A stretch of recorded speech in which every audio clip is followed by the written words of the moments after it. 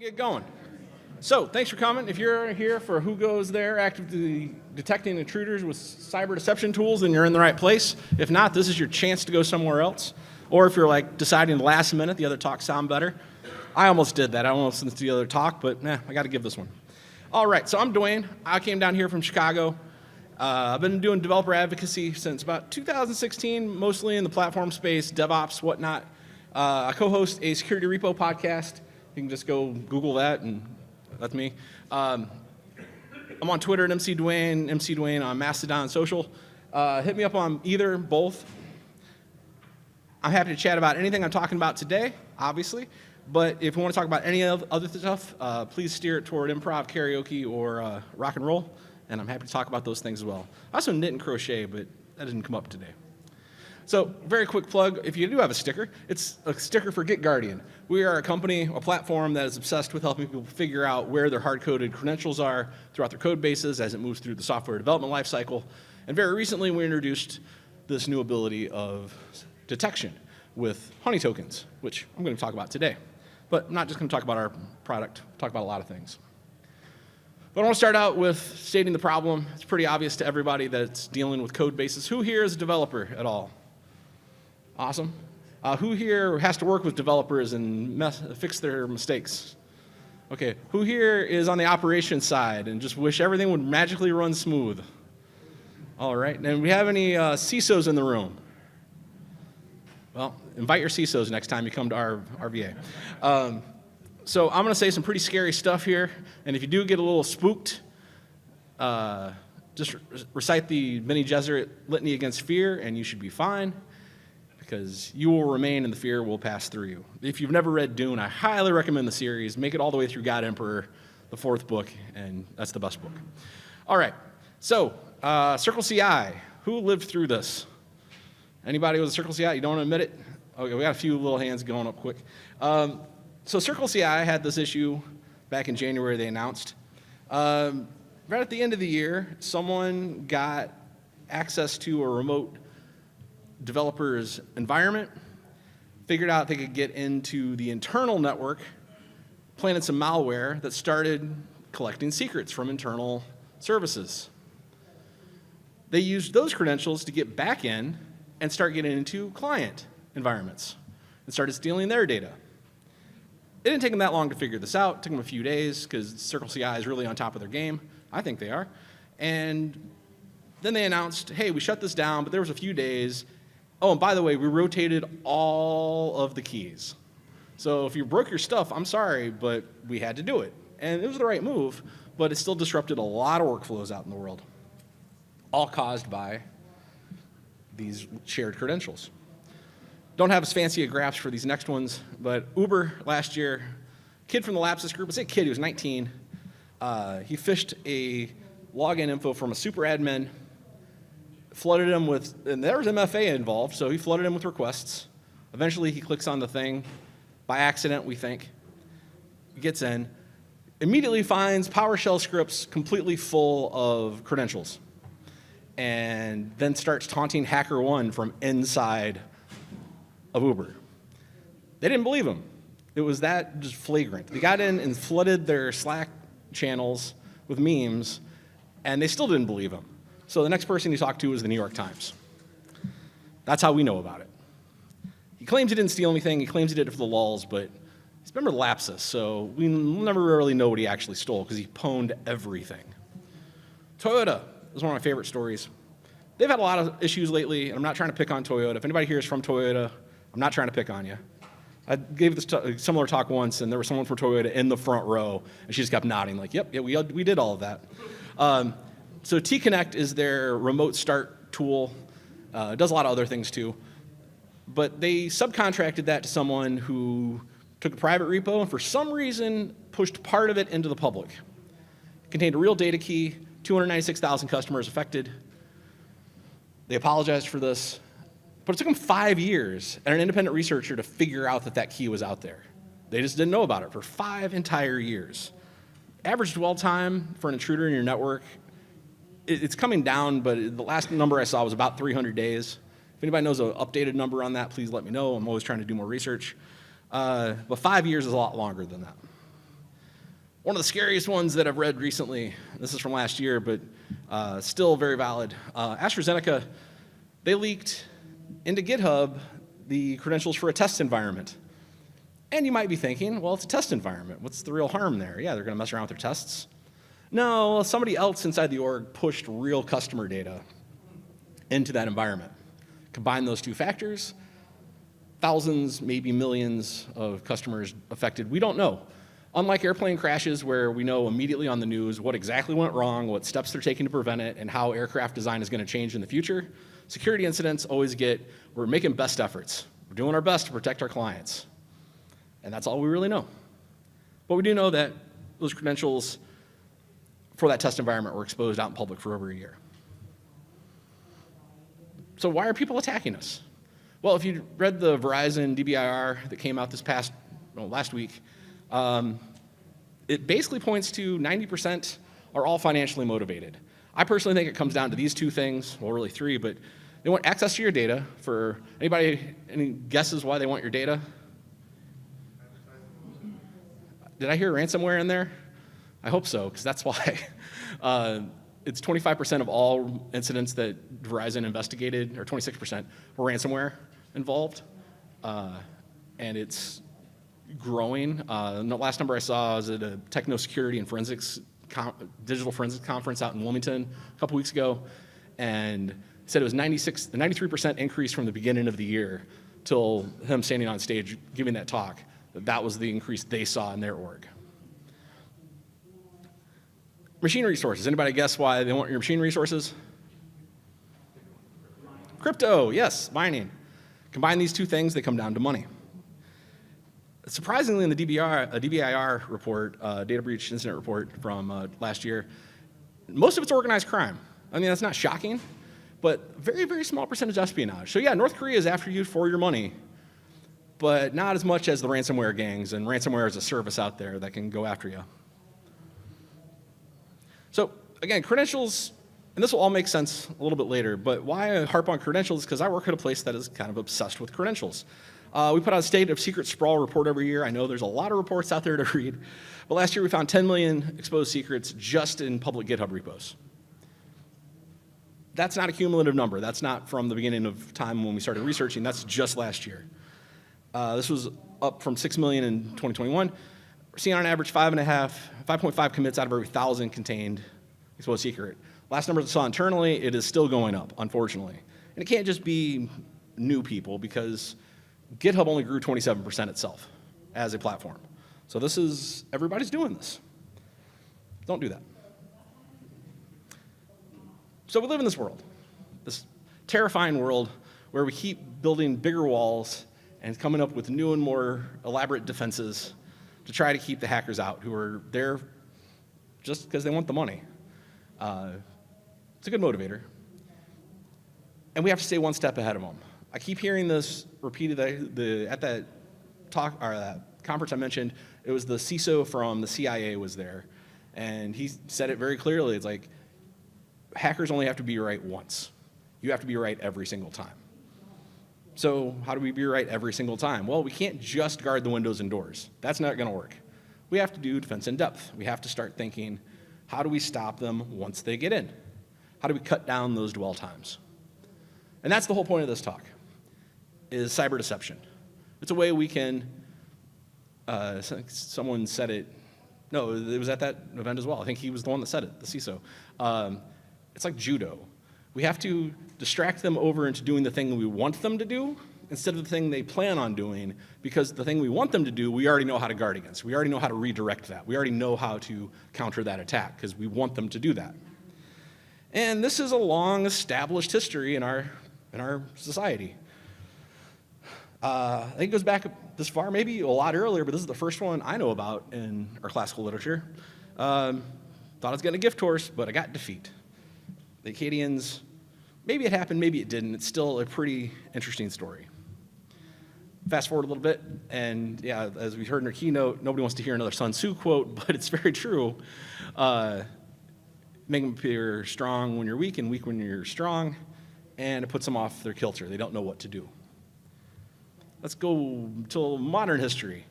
Who's ever heard of the Ghost Army? Go look this up. This is one of my favorite stories from World War II. It's actually my favorite story from World War II. It's a bad war, but it was an interesting story. We didn't have enough stuff to send to North Africa to guard all of North Africa. So the government hired a bunch of artists to build fake tanks and balloons, balloons that were fake tanks, fake planes, fake entire army bases. The depth they spent making these decoys is kind of amazing. There's a great article about this at the World War II Museum. But then we played a bunch of loud noises in one direction, thinking, hey, we're fighting you over here, and snuck all the stuff we were trying to get in North Africa back around the other way. And that's how we took North Africa in World War II, the Ghost Army. Okay, relevant to what we actually do for a living. Honeypots. Who here has ever deployed a honeypot in their life? All right, a few people. You have Clifford Stoll to thank for that, for the name anyway. If you've never seen this NOVA special, this is a PBS, if you're not from America, PBS, Public Broadcasting System, has a television program called NOVA. It's been running for 40-some years. In 1990, they released this episode, The KGB, The Computer, and Me. It's a docu-series, or what do you call it, docudrama, but it's actually starring the people that were actually involved in the real events. So Clifford Stoll, that's Clifford Stoll, playing Clifford Stoll in this docudrama. Anyway, it's based on his book, The Cuckoo Egg. It started with 75 cents. I'm not going to tell you the whole story, but he was working at Berkeley, Lawrence Berkeley National Lab, and they were renting machine time for $300 an hour, 75-cent discrepancy that they couldn't account for. He starts digging and finds out it's someone from East Germany who's not just getting into his system, but a bunch of US systems. And then he finds out the KGB is involved in all this. So he calls the FBI. They don't know what to do because they can't get a trace on him because he's hanging up too quick. His girlfriend says, well, just put a bunch of fake data out there. So he takes old Star Trek scripts, a bunch of message board stuff from the 80s, and just like throws it out there and names it interesting name files because this guy wants to crawl through and steal our secrets. Kept him on the line long enough, they got an exact trace. Turns out he didn't do anything classified, so the hacker only went to jail for 2 years. But he coined the term honeypot in the course of all that, and his girlfriend came up with the name. Fast forward to 1991, Fred Cohen. Anybody ever touch his DTK? Didn't think so. I'd never heard of this before I started doing research into this, but this is the first honeypot. The first thing, well, let's take all the stuff on the network that's not actively doing something and put a bunch of alarm bells on it. So when it's idle, if someone tries to touch it, we'll know that someone's in our system. Great idea. Very in-depth. You have to be very, very advanced to deploy this stuff. This is like the first firewalls. It's like, you got to figure it out. Here's the software, but it's all open, and you got to figure out how to do this. That's basically what Fred Cohen did. But he introduced the world to, hey, here's how to do it on your network repeatably and accurately. Such a good idea that Alfred Uger in 1998 says, I'm going to commercialize this thing, and put up CyberCop Sting, the very first commercial software to do this that he has supported. But I love that quote. Hackers aren't kids on a joyride. They want the money. He said that in 98. So this is not a new, they're financially motivated. They've always been financially motivated. Even back the Acadians. What did they want inside of Troy? All their treasure and their resources. All right, then we get to the term honey token. In 2003, Augusto, living in Brazil, he lives in Canada these days, still alive. So is Clifford Stoll. So is Uger. Yeah, I'm sure he's still alive. He's talking on the message board about honeypots. It says, what if we just have a piece of data that shouldn't move? Instead of a whole network, just a piece of data. If that data moves, then we know something's wrong. I'm calling it honeypots. That's the actual message from Friday, the 21st of February, 2003, at 11 in GMT. And this whole new idea was kind of sparked. Fast forward a lot, I'm abbreviating this so that there's a lot that happened between that and this, but the Thinkst team out of South Africa developed their honey token platform, and they open sourced it. So you can go, to this day, go over to their GitHub and get a hold of this thing. Added AWS tokens for the first time. First time I've ever seen it in any system. Like, we'll make fake AWS tokens. And then a couple months ago, I was at RSA, and I went to see Eric Idle. Yes, that Eric Idle from Monty Python. But to get a good seat, I showed up to the talk beforehand, which was Kevin Mandia, and he said, we can build good walls, but they're going to get in. We have to defend for when they actually breach. Honey tokens are an early warning sign. Or your early warning sign is the exact quote. And it's there at the bottom of the screen. I know it's hard to see from the back, but there it is on his slide. That's where we've gotten to at this point. So, I tell you the original definition of honey token from Augusto, but honey tokens have evolved since then a little bit, since Thanks made theirs. So, modern definition that most people use when they talk about honey tokens is this. It's a decoy credential. It doesn't actually give you any access, doesn't give you any real data, doesn't encrypt anything, but instead it triggers an alarm, and it gives you at least an IP address. Probably some other information as well, whatever the system can generate, and gives it to you immediately upon triggering. For a honey token to be a true honey token, it's got to look real. You can't just look at it and say, that's a honey token, I'm not touching it. There was an early, one I left out of all that, Space Crab, which I'll talk about its successor later. But it originally tried to do this, and there was a way to detect that those were mass produced, and you could easily check real quick. It's like, hey, before I use this, is this match this formula? And it does. We've since revolved around that, but it's got to look identical. That's the whole point. So how do you build one of these? Well, this is one way to build them. I'm not saying this is the only way to build them. I just personally like this graph because my team made it. But this is 100% the way you would build it on AWS using Terraform. Another way I'm just going to throw that out there. Another way you could build these is just have a fake file and set up access to that file. That's the original definition. And look for alerts anytime it's accessed. Then that person's going to have to find that exact file, then do something with it for you to be aware. But it still works. What this does instead is, hey, let's go build an actual user, but give them no permissions. An AWS user, easy to set up, give them absolutely no access to anything. But then keep that user info in a list. We're going to take that list and store it over in AWS and say, all right, CloudTrails, every time that user or any user accesses something in our organization, you can set up a whole fake organization for this too. This doesn't have to be your actual production system. In fact, it probably shouldn't be your actual production system to do this for reasons. But okay, someone's accessed this. Let's store all of those things that CloudTrail produces, those objects, into an S3 bucket. All right, S3 bucket got hit. Let's fire off a Lambda function. I know it didn't work yesterday afternoon, but it does now. AWS is really reliable most of the time. All right, let's take that Lambda function. Let's look through what just happened against our list of users and honey token users. If we get a match, give me an alert. That can be email, SendGrid, or Slack.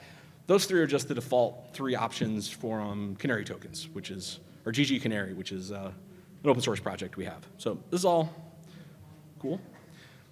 So that's your options. Like, what do you do, or how do you build one of these things? So that's the idea.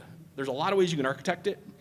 So you can completely build it yourself, completely DIY. That's one idea, but if you have a better idea how to build a honey token, go build that. That's awesome. GG Canary, that's the graph I just showed you. It requires Terraform and AWS. Space Siren. Space Siren is the descendant of Space Crab. Space Crab, originally built by Bitbucket, but it got abandoned because of that flaw that, hey, we can tell these are enumerated. Space Siren solved that, and it's open source, but it's completely DIY. If you don't feel comfortable building on AWS, you're going to have to figure out how to migrate everything over, but it's meant to be for AWS. And then Thanks, I already talked about them. Again, they have an open source version of everything. You can just run it in your own container infrastructure. If you know Docker and you love deploying Docker and you can live in Kubernetes day in, day out, maybe it's a good way to go. But is that your day job? I only had a handful of people raise their hand as developers earlier. And people that are in charge of developers typically don't build stuff like this by hand. If you're running a network team and you're an operations center, maybe you have some spare resources, some cycles to build and manage all this stuff. Or you just go off the shelf. There's a bunch of options out there. Again, partial list. I'm gonna start with Canary Token just because to honor them for being first to market with this stuff. But canarytoken.org is free, and it's perfect for one-offs. I'm not gonna go there. Actually, I have time. I'm gonna do it real quick. I wasn't going to, I normally don't, but I have a little bit extra time today. So, the Canary tokens look like this. So I'm gonna make a one-off AWS token, a DNS token, Azure login credential. My favorite one is credit cards. I haven't used this yet other than just playing around with it. But one of these days, I'm gonna get a scam call and just lead them along and just give them one of these credit cards. One of these days, when I'm bored enough and have enough time. But you see there's a bunch of like one-off stuff.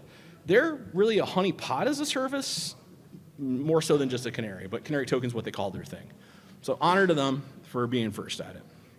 They also commercialized that, and if you think, hey, I want to do this at scale, they sell that as a platform. That's canary.tools. We have a honey token module. So that thing I showed you earlier, GG Canary, we will manage that completely as a service for you if you're a customer. But you have to be a customer, so there you go. I'm happy to talk to you about that, but that's not the point of this talk. If you are a Microsoft Sentinel user, they have it built in. Go look for it in the docs. I have never used it. I am not an Azure user day to day, so I cannot tell you about how it works internally. CrowdStrike, I read on their website, they have one. I know CrowdStrike is here. Is anybody from CrowdStrike here? Nope. Well, now I can talk crap about them. No, kidding. I love CrowdStrike. But they do offer a honey token solution, according to their press release from like 4 months ago. Do not know more specifics about that. There we go. But these are just some. Slide's only so big. I only did so much research. Kind of motivated to talk about this one a little more, honestly. But I love talking about Canary Token as a company. But that's the options out there. All right. I'm going a little bit faster than I intended. I meant to spend more time scaring y'all in the beginning with those stories. But we'll do some Q&A here at the end. But I'm not done yet. So let's talk about how to use honey tokens, because you probably have a lot of ideas in your head right now. I know I did when I first ran into honey tokens. Like, wow, I'm going to deploy this everywhere. I'm going to put it in every file I'll ever put anywhere. So, first, do put them in private places. I think it's a great idea to put them everywhere you have a file that is supposed to be private. Because you can do two basic things with honey tokens. One, you can tell someone's inside your company, inside your walls, inside your network, rattling door handles. They don't go to anything. So if you, for the developers in the room, if you opened a repo and you had to fix a bug, and you noticed there is a credential stuffed somewhere in plain text, are you going to go out of your way to go try to see if that's valid? Anybody? Raise your hand if it's true. You would go do that? No, of course not. You're trying to fix a bug. You're trying to get your day job done so you can go home. You ain't got time for that. That's nonsense. If you're a security person, yeah, you probably are. But then again, you probably already know it's there because there's probably a ticket about this somewhere in your org. If you didn't write down that you're doing this somewhere, yeah, these are going to go off like crazy, become your security team doing stuff. Hopefully they will. So this should be I don't have that as a best practice, but yeah, collaborate with your team. Make sure that they know that you're doing this stuff. So when they do their scanning, when they do their manual code reviews, you don't get a big warning and a slap on the wrist like, you stuffed a credential in here. It's like, yeah, I know, because we agreed as a team we were going to do that. Anyway, I'm over talking it. So that's the first half of it, internal detection. Second is code leaking. So I'll just stay on the slide. It's code leaking. When you scan a honey token, that scanner tries to use it. AWS, Google, GitHub, GitGuardian, a number of other players in the world are constantly scanning the internet. A number I heard, and I have never confirmed, but I've heard this is real. How long does it take a machine to to scan the entire internet, for just index the entire internet. Anybody know a number? I've heard less than 8 minutes, but again, I have never confirmed that. But if that's true, even if it's 10 times that, it's 80 minutes, it's an hour and a half, that's motivating. Hey, I'm gonna go look for exploits on new sites that just came up because maybe they didn't get their configuration right. Let me see what's new out there. Let me just go scan every hour. Well, if they come across and scan, hey, this file, scanned it, that's gonna set off an alarm. So if it's in a private place, like a private GitHub repo, private Bitbucket, private GitLab, or internal package management, so you build your own PyPy packages or NPM packages, and they're in private repos. All of a sudden, those start getting scanned. Well, now you got a leak on your hands. Completely different problem, but just as valid and something you want to know about just as quickly as if you have an intruder internally. When using honey tokens, 1-to-1 ratio. One use case for one honey token. And you might start thinking, well, that's going to limit what I do. Well, that's why they have systems that scale. Even with the Terraform one with AWS Canary token, that's really easy to script against. It's just Terraform you're building, and then pulling credentials back out of the responses. So when an alarm goes off, when you get that email, when you get that webhook alerts you in PagerDuty or what have you that, hey, this alarm's going off, you don't have to stop and think, like, which one? I put this file, the opposite is I put this file, this honey token credential, into 18 different repos, and I know what's going off now. Yeah, that's helpful that you know that one of those 18 is compromised, maybe all of them, but you have to stop and think. The longer you have to stop and think, the further the attacker is going to get. Something I've heard a lot in the last few months of my life is that we have to start responding so fast that puts the attacker on their heel. Every second, an attacker has to stop and think, what do I do next? Uh-oh, that didn't work. Now I got to think of a new strategy, is a win. We have to start looking at it like that. Again, they only have to be right once. Every second they are not right is a second we win. We can't just play defense, and that's the only way we can really be on offense on the blue team. Kick them back. So I mentioned earlier, but scale this stuff.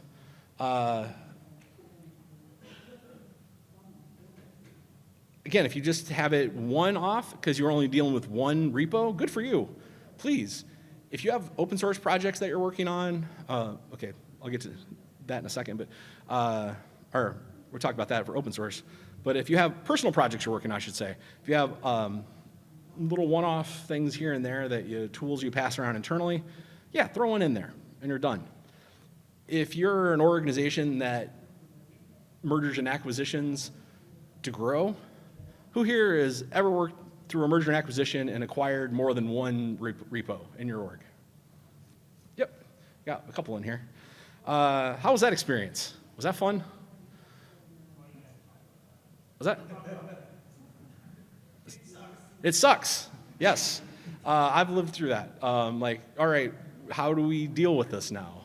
They're on this platform, we're on this platform. How do we make that magically go together? There's no magic to it, it's just hard work.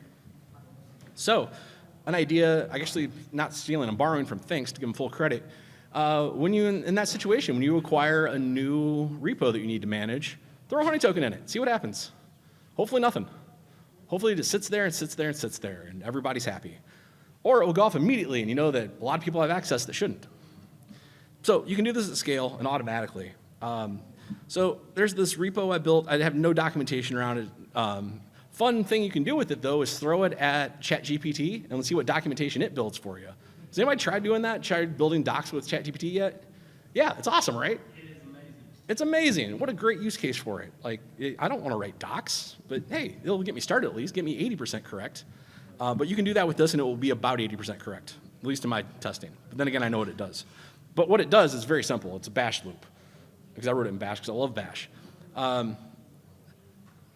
Let's look for any secrets in this commit I'm about to make. Oh, there are no secrets in here. Let's look for honey tokens. There are no honeytokens. Let's generate a honey token, make a new file called bucket.py, throw in the credentials, just throw them in there, save the file, git add that, and then complete the commit. That's all that does. But what that will let me do is every time I go to make a commit, double check and make sure I got a honey token there. Love that song. Very importantly, and I was just at a conference where I couldn't go to some of the sessions because they were law enforcement only. Anybody here in law enforcement? Okay, this is going to apply to all of you then, because there I had to actually backtrack when I talked about this, because half the people there were law enforcement. Unless you're actually law enforcement, remember that your job is not to hunt these people down. Your job is not to identify the person sitting at their desk in another location who's attacking you. Your job is to stop them. Just get rid of them and make sure they don't come back. So use their IP, user agent, any other data. IP, user agent, and actions are things that CloudTrail gives you by default. That's why I bring those up. But use that to block access. Yeah, they're going to move around. Yeah, they're going to Tor, and they're going to, hopefully you don't allow Tor on your networks. There's not a lot of legitimate reason for Tor to be on your marketing site. Just isn't. But they're going to try to move around. But if they repeatedly do it, they're going to keep showing up with the same user agent and the same actions and the same IPs over and over again. Just get them out of there. Importantly, if they do access something and you know, like, there's other sensitive stuff in there, and you can rotate that sensitive stuff, rotate that sensitive stuff. Again, not a plug, but that's one of the reasons we built ours, is we already know where your hard-coded credentials are at scale, so why not give you alerts when the most sensitive ones of those repos are in danger? That was our thinking at GitGuardian. And this is a big old journey. This is not a flip on the switch and walk out of the server room and everything's okay. Just like everything else in security, you're going to do this and you're going to build up to it. Start with one repo, make sure you understand how it works, and then roll it out. Once they're set up, they're good forever, or until AWS stops working. And they'll come back on and they'll be good again. But that's going to let you scale this very quickly and get to complete coverage a lot faster than any other systems that you're working on. All right. Very importantly, and I kind of mentioned this earlier, but don't put these things in public. If you do, you're just going to get alarm bells going off. You can, if you want to see a bunch of IP addresses from Indonesia for some reason hit your honey token, put it in public. I've done this. I've also thrown it in places that I hope are public, and just to see how public it is. I've fed them a bunch of these to ChatGPT, and so far none of them have gone off, but I'm not 100% sure why not, because I keep thinking that they're going to any day if it keeps feeding back into the world that it's pulling from, but that's a whole other conversation.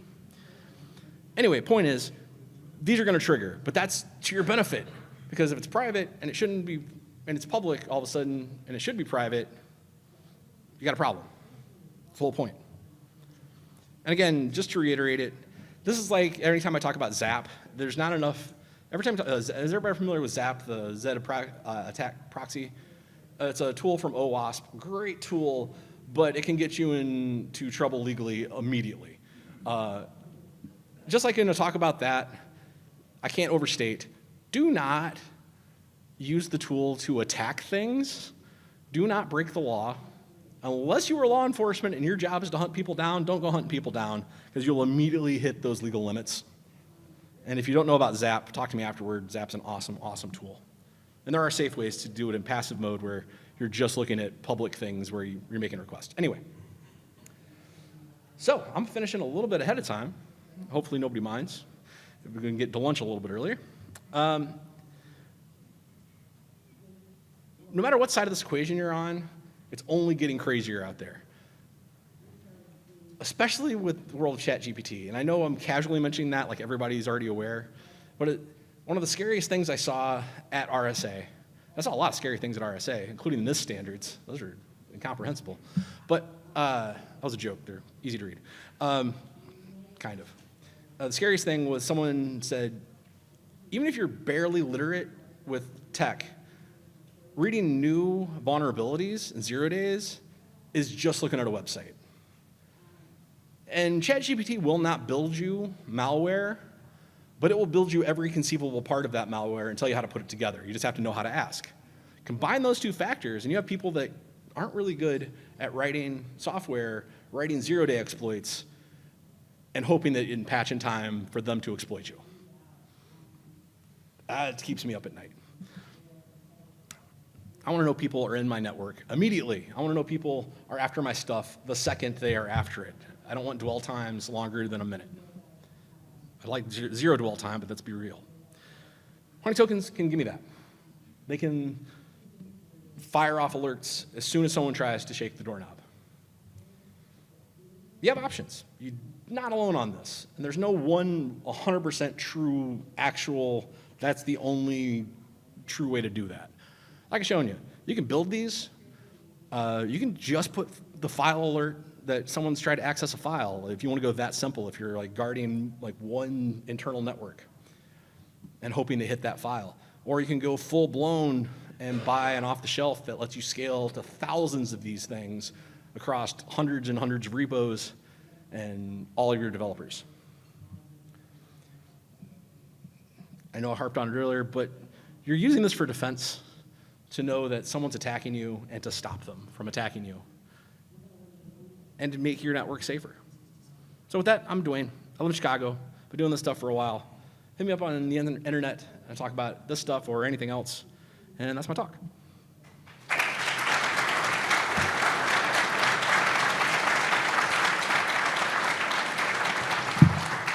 Mind if I get a quick picture, everybody? I always like to take a picture of my audience. Cool, thanks. And now we'll open up for questions. All the way in the back.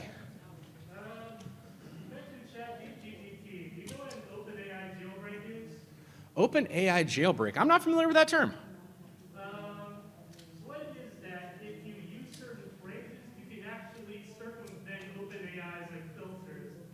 Oh. And do everything you send ChatGPT to a demo one. Oh. I think my favorite early example one was someone told it to roleplay as the Joker, and then they put the roleplay as Batman. It's like no Joker, so you can't like pirate these video games.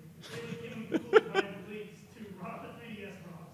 Right on, right on. So jailbreaking, I have not heard that term, but that's interesting. Just real quick before I get to that one, is anybody here using Replit, the repo? Be aware that if you put OpenAPI tokens into that, they don't auto-invalidate. If you do on GitHub publicly, GitHub will trigger OpenAPI to invalidate that token. Replit won't do that. I just got quoted in Dark Reading last week talking about this. Replit's got thousands of OpenAPI keys. Don't go steal them, but just know that if you put them there, there's no protection against it. So be very careful if you're using Replit. All right, over to you. I was just making a comment about the ChatGPT jailbreaking. They have a lot of CTFs out there actually now that would allow you to interface with AI and try to jailbreak. So That's good. That's good. So for those at home, there's a lot of CTFs out in the world right now around ChatGPT jailbreaking to try to get a handle on this problem. I assume that's why they have CTFs, so we can get better at it. Saw your Fran first, and then back to you. Yeah. So, kind of, what do you recommend if someone's starting? What honeytokens should they go for first? Should they be doing kind of credential or data, and then kind of the second part? Are you also setting up? These are a lot of like external threats, but do you also set them up for insider threat? Looking at data that they shouldn't be at. I'll answer the second part first. Absolutely, they in turn you can use for internal monitoring. Again, if there's no legitimate use for it, someone shouldn't be looking at it unless it's the security team. But then they should absolutely know about it, as talked about earlier. The first part of that, what would you start with? I'm going to say AWS tokens for two big reasons. One, so far that's the only ones we offer as a company, and two, more realistically, think back to what attackers are after. After data, and they're after machine resources. What's a platform that has both of those at high capacity that you can run whatever you want to run? AWS. It is that magical low-hanging fruit that that attackers think, wow, AWS credential, I'm getting there first. So they'll go over that versus some system they've never heard of or a random Linux box. All right, then back there. This is a little bit off topic from honeytokens, but on the subject of storing credentials, I was kind of curious what your thoughts might be on like how vulnerable credentials would be if you stored in like Postman, environmental variables, locally on the machine. Postman, it's like they make it so that you can put in, you can mark it as, oh, this is credential, but then you can just click the button and the secret is exposed. And Yeah. it seems like it's a very, of course it's a great product, but it just doesn't, as far as security perspective, Yeah, I am 120% for built-in secret managers. The fact that you can click a button and see it doesn't mean that an attacker is going to be able to do that, unless they're spoofing and being you.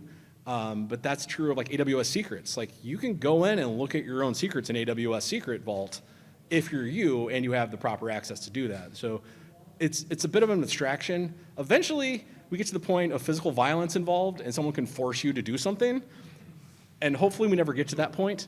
But as far as just best practices, plain text is the worst. ENV files are a step up, but not great. One of my favorite examples of why ENV files aren't great is if you use ENV files with gitignore files, it should work, right? Who's ever accidentally commented a line out of their gitignore file? I'm raising my hand because I did this about a month ago, and there's in one of my other slide decks. But that's the second worst. Third is using a vault system that you're managing yourself, like you as an individual developer are managing yourself. That's a great way to do it. HashiCorp Vault is the standard in my opinion. It's bulky, a little bit clunky, but it's awesome. There's tools like Doppler and Achilles that are off the shelf, commercial versions that are way better. And then the ultimate is that there is a security team who manages that. You just programmatically call those credentials and you never see them. And they auto-rotate every 24 hours or faster, and no human being ever sees them. That's like the ideal, perfect, highest bar. So Postman's solution, it's built in. As long as it's not exposing those anywhere else other than you as the developer that put it in, clicking the button to say, what did I put in this field? I think it's good. So maybe a little over answered, but I have a lot of opinions on that subject. Okay. Unless there's a breach, then just do something else. But, other questions? We got a few minutes left. I know everybody's hungry. I know I am, so that's why I think everybody else is. All right, well, I think if you want to have other questions, feel free to come up and talk, and I'm happy to talk to you.